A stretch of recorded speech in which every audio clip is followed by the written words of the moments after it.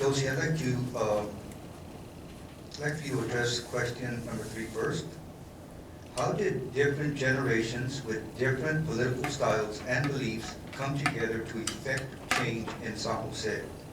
And what were the points of unity and disunity? I can give you sex and gender analysis, and I can give you a class analysis. But what I'm going to do is I'm going to tell you that the point of unity was winning the struggle, whatever the struggle was, and the differences were negotiated, behind the screen. I think that where it was most visible was between men and women. The men, always in front, the men wanting to lead all the movements, and the women doing all the work behind them. Okay, we know that story, I think. And so what happened is that the women got really strategically creative to get things done and be okay with letting the men take credit if they wanted to. So that was one, that was the sex, gender difference. I think that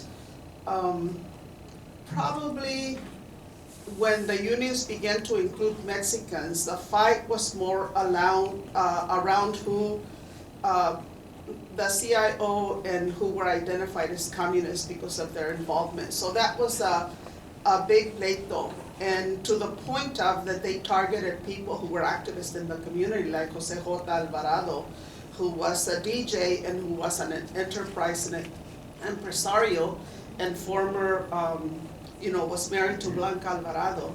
And so there were differences, and those who were aspiring middle-class people, so it's a class analysis, right, decided to go after José and go after him because they accused him of being a communist for his beliefs. So those kind of ideologies were tainting the activism and the leadership that people took on, but it wasn't so to the point that it prevented progress or disallowed people from getting work done.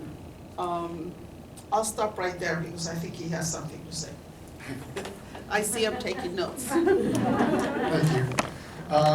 So I think it's important to note that when we look at different generations, I think it's common in the scholarship to see that there's the first generation, or the immigrant generation, that practice polite politics, right? They believe in the American dream.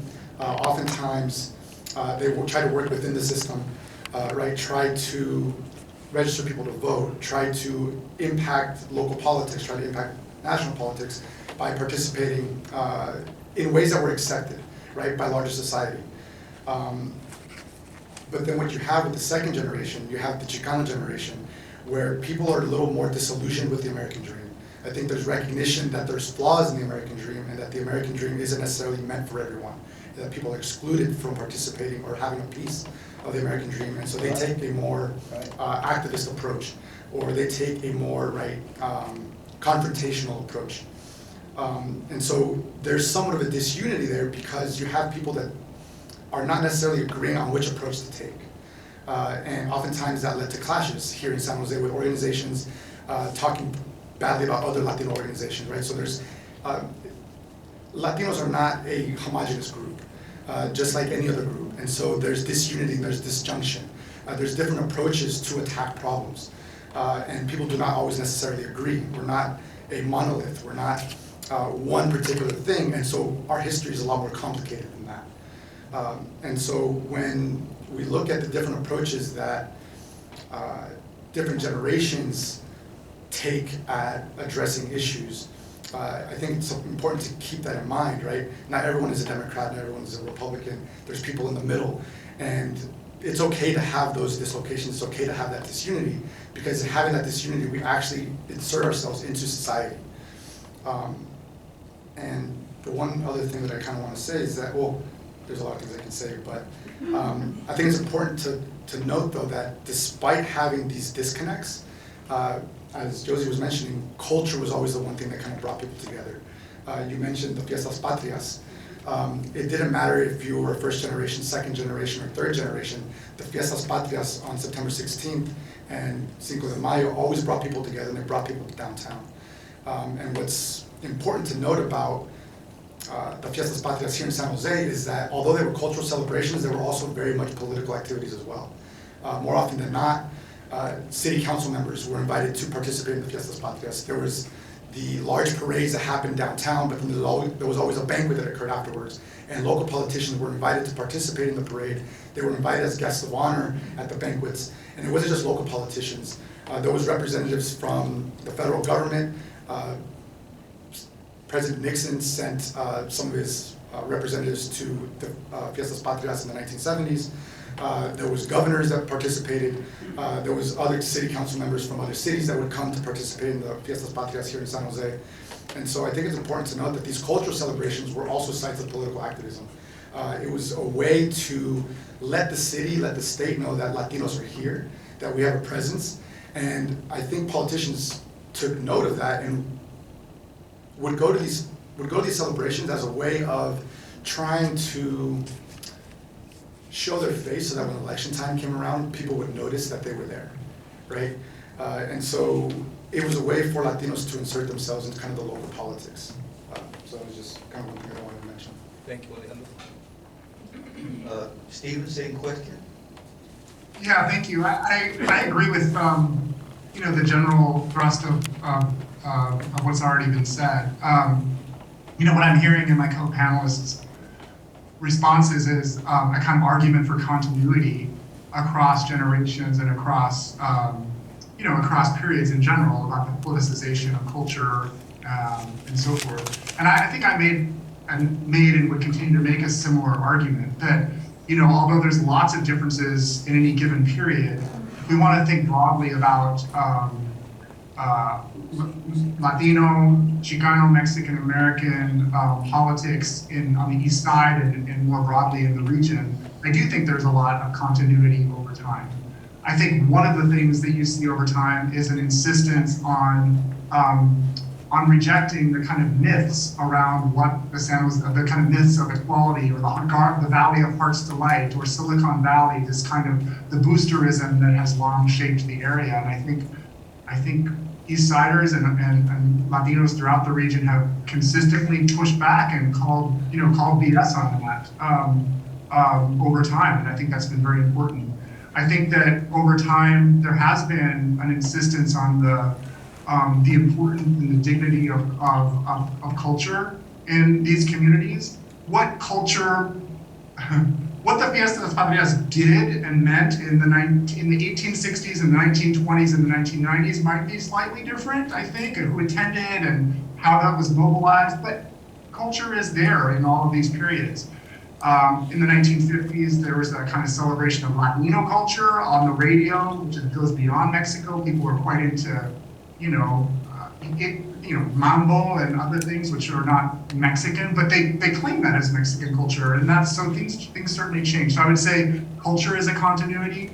I think there's an insistence on labor, a kind of labor politics at the heart of a lot of East Side politics over time, which is to say that whether we're talking about the importance of farm workers or cannery workers or domestic workers or construction workers or high-tech assembly workers in the 80s and the 90s, justice for janitors, people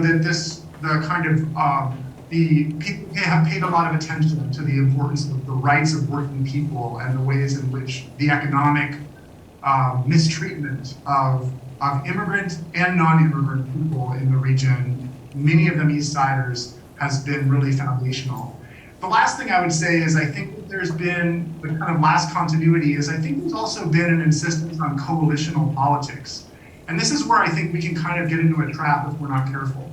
And I think, Alex, you were in some way gesturing towards this point. San Jose is an enormously important Mexican-American Chicano city, Latino city, but it's not only a Latino city. And over time, people on the East Side interacted in really important ways with Italians, with Cape Verdeans, with many others, with African Americans. And I think that while these members of these communities certainly pushed Mexican-American politics, and they, in the ways that I think have been said, there was also this recurring interest in gathering with other people who shared similar ideas about the importance of addressing inequality, opening up opportunity, getting the street paved, having better experiences for our kids in schools, all those kinds of things that did bring people together with other communities. And especially when it came to electoral politics, candidates could rarely rely, at least until maybe they can a little bit more in the recent past, but historically could rarely rely only on Mexican-American voters to get them elected to local or state office. They had to work with other communities. They had to motivate other voters and convince them that they were speaking broadly for the good of neighborhoods and so forth. So I think that coalitional politics, again, it's gone up and down like a lot of things, but I think it's been a through line, a kind of continuous theme over time as well. Thank you, Stephen. José, you wanted to add to this? One of the things that my colleagues and I, as historians, I call myself a social historian, is that we unearthed and made visible the histories of our people, so that no longer can we be cast aside and put in the background because we know who we are. And I think that not doing it to tap us on the shoulders, but we need to continue doing that. You know, the struggle for ethnic studies, the inclusion for ethnic studies. We're talking here in 2022, but in the early to mid-60s, Sofia Mendoza was walking out middle school students to fight for representations in the school and to have Chicano content in the cultural classes and the reading classes and all the assignments that they had. And then we had Ernestina Garcia fighting for, and I'm talking about people from the Depression generation that I call, fighting for bilingual education services and professional areas so that people will not be devalued and depreciated. So for me, coalitional politics is important, but we need to understand that knowing our history and telling our history is what counts. When I wrote the poem, I'm telling you about Chemo Candelaria because he reflects the indigenous part of East San Jose. He's Chumash, okay, and he was a curandero. When I talked to you about Jesse and Henry Dominguez, they were activists in the community who fought against the KJ spread of, crystal meth, what we call now. And I talked to you about Lorna B. Cervantes because she was from San Jose, East San Jose and the West Side as well. So, the whole San Jose can claim her.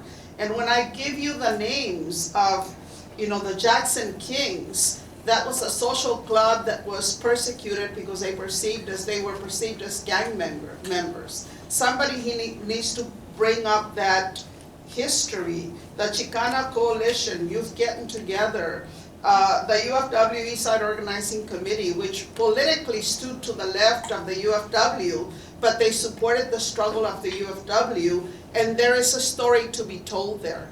So the reason that I'm naming all of these people and naming all of these struggles, Chela Sandoval, an amazing scholar, she was from East San Jose. I want us to make visible who we are and to continue digging and picking up the stories so that we can tell our children and our grandchildren who we are without people erasing us from the map.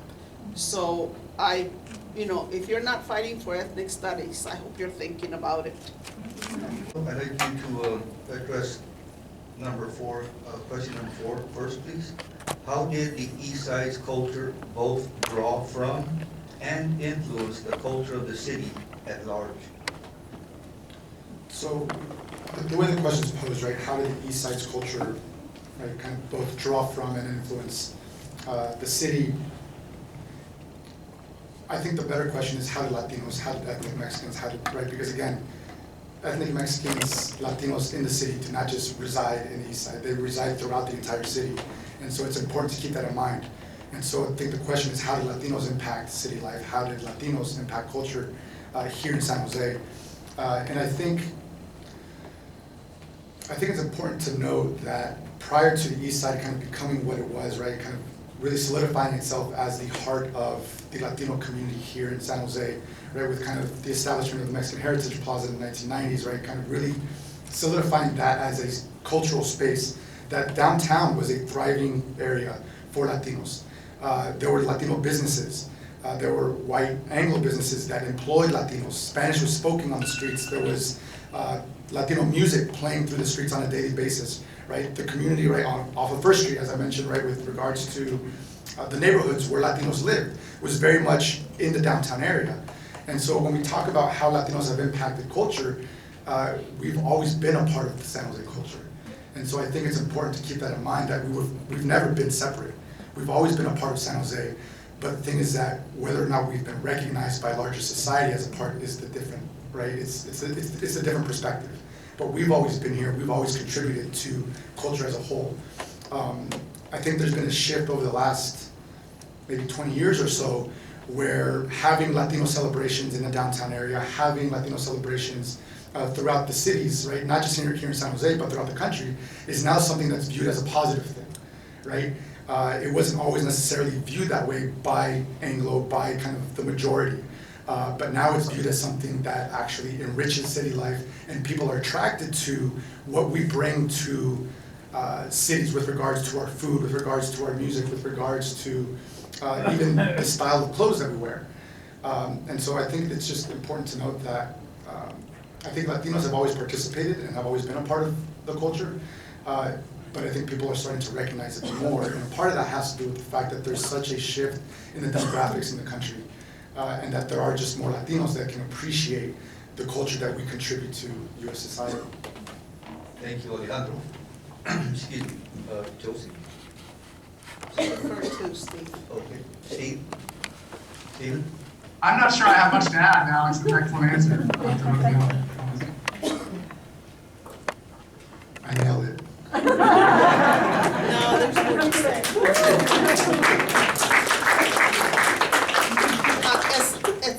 Okay, I'm an academic, I can't not talk. As I'm looking at the activist leaders in the front cover of my book who are departed, I don't know if you can see it, but this was on purpose and by design. If you play Chinese checkers, okay, that's a Chicano checkers board. And what you have is Chicanas, okay, winning the war. Okay, I don't know if you can see that. If you don't have the book, buy it so you can analyze it. Okay, so as I'm looking at it, I'm looking at the amazing contributions that Mike Garcia, who was my ahijado de matrimonio, I was there for his marriage to Gloria, and his madrina. And he went to San Jose State University. He became an amazing leader and co-founder of Justice for Janitors here, got arrested, did all kinds of stuff to promote the work of undocumented workers in San Jose. The first ever place in the United States that did that. Somebody needs to write that story. José Villa, who fought against police brutality and who took on the city on the Denny Treviño killing back in the 70s, early 70s. All these people made amazing contributions to, and they have a story to tell that needs to be read.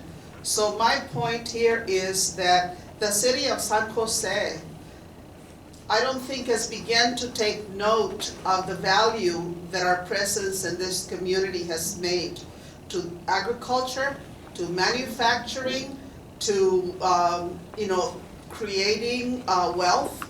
I think that we're perceived as the worker bees, but not the people that made others wealthy as a result of our contributions. Somebody needs to knock en la cabeza and remind them that we're here and they're there and that they're wealthy because of the contributions that we have made. That's all I have to say. Because the other stuff that follows are going to be bad words, and my mother told me not to use them.